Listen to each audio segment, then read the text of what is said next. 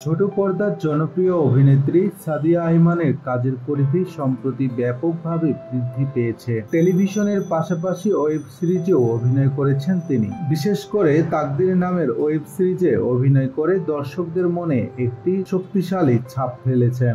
এই অভিনয়ের মাধ্যমে তিনি শুধু নিজের শিল্পী দক্ষতা প্রমাণই করেননি, বরং সমসাময়িক গল্প বলার ক্ষেত্রে নতুনত্ব যোগ করেছেন।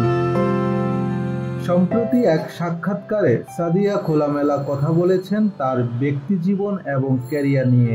প্রেম ভালোবাসার প্রসঙ্গে তিনি জানান, আই লাভ ইউ কথাটি তার কাছে বেশ বিরক্তিকর মনে হয়। তার মতে পছন্দের বিষয়টা সুন্দরভাবে প্রকাশ করা দরকার। যদি কেউ সরাসরি প্রপোজ করে এবং বলে আই লাভ ইউ, তাহলে তার কাছে তা বেশ অসম্পূর্ণ এবং অনাকাঙ্ক্ষিত মনে হয়।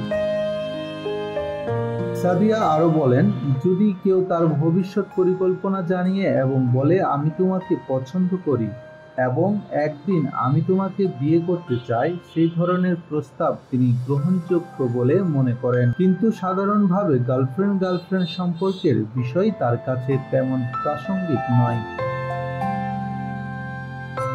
অভিনয় নিয়ে তার চিন্তাভাবনাও বেশ স্পষ্ট।